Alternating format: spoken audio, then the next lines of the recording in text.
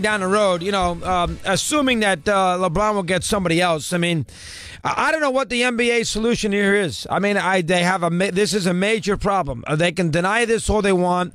They can sit there and tell you, well, we want a good team in LA. It's great for the league. Creates this fun, tremendous buzz and all. They can center on LA. They can center on the fact that George stayed. They can center on Golden State. Dynasties are good. They can say something about Houston. Paul stayed. They can do anything they want. The bottom line is right now, the NBA's got a lot of franchises. They got no chance. And we can begin with Cleveland. They have absolutely no opportunity.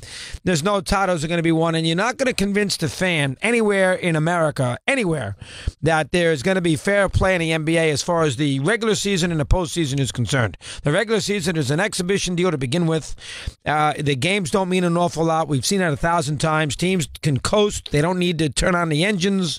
I mean, they can do what they want to do, make the playoffs, have their moments where they play well, get everybody healthy. Home court doesn't even mean a whole hell of a lot in the way you go. It hasn't meant a lot to Cleveland the last 2 years, has it? And it certainly didn't mean a lot to Golden State this past year. So, and the NBA has got this major problem on their hands right now. I mean, the NBA is a personality league, but, I mean, if you are a believer and you want a competitive scenario and you want to have an opportunity here to win a championship and you want to go into a season, really having it being very open-ended about who could win and everything else.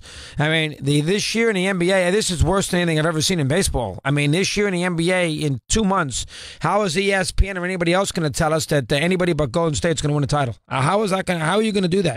How are you going to sit there and tell me that and try to make a case on October 15th when you're doing all these shows on ESPN and TNT that this is going to be one of the most competitive, parity-driven 6 months of regular season basketball we've ever seen? How are you ever going to convince anybody in America of that? At least in baseball, the Astros could win, the Yankees could win, the Red Sox could win. If you make the postseason, we've all seen it, you can win.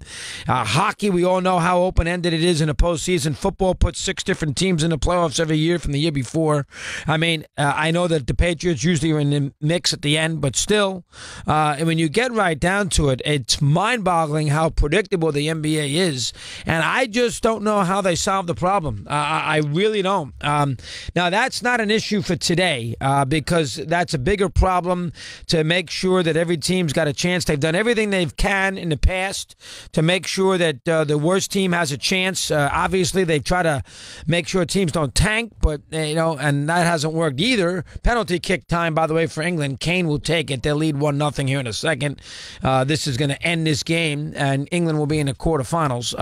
But we all know that the NBA has done everything in their power to convince us there's a million teams. But, we all know where everybody stands. I mean, it's Golden State and everybody else in the NBA. All right, and when you get right down to it, and Kane has scored 1-0. And when you get right down to it, it's also a scenario where when you think about the conferences, I mean, there's just nothing going on in the Eastern Conference.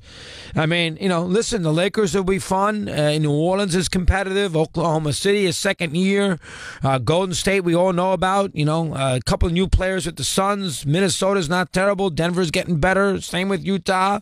Houston's Houston. Nobody's going to basically write home on San Antonio. Dallas has gotten a little better too. But when you get right down to it, it's one team that has a chance to win a championship. And that is, I don't know how the NBA plays 82 games. They don't play, they don't play 16 games. They play 82 games to eliminate the garbage. And then at the end of the day, they wait 2 months before they declare a champion. So I don't know what the solution is. They've tried all sorts of things. They've tried to give the teams, the incumbent team, more financial leeway to sign their own players so guys don't bail out. They've tried that, but there's so much money to be made today in off the field stuff that the big superstar doesn't care. He'd give up money to have a chance to play where he wants. Durant, LeBron, what have you. And so they all want to play together with each other. So it just kills the competitive balance. It really does. And no sport is worth it without competitive balance. You have to have some competitive balance.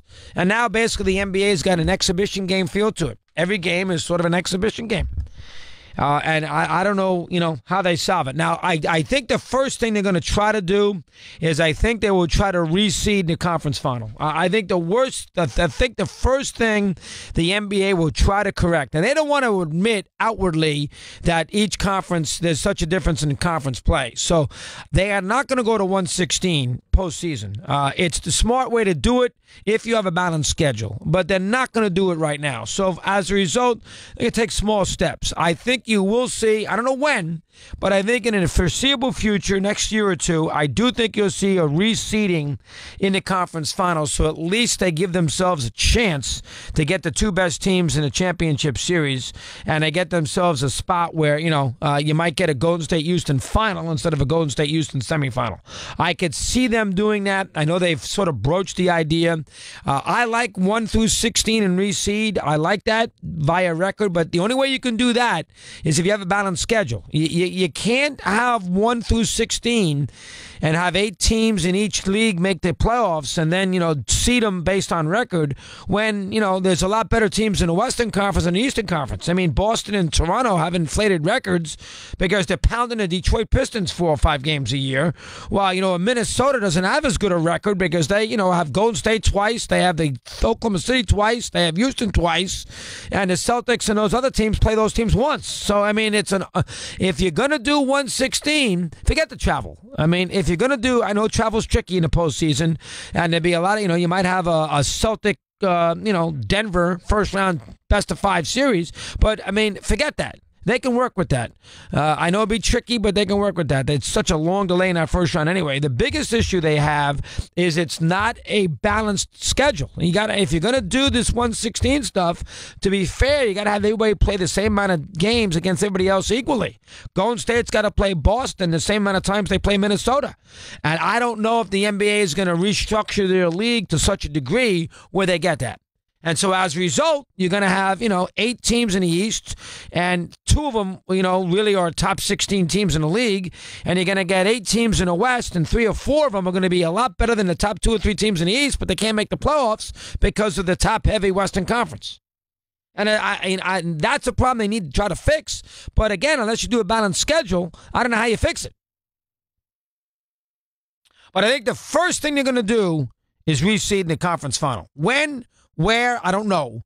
But I do think they will do that. And they'll take a chance that at least they can get themselves off the 4-game blowout sweep in the final, which is what they're going to get now for the next 5-6 years. I think because the second best team is by far in the Western Conference, even with Boston. I think they will try to do that. 23 after the hour, we continue. Mad Dog Unleashed.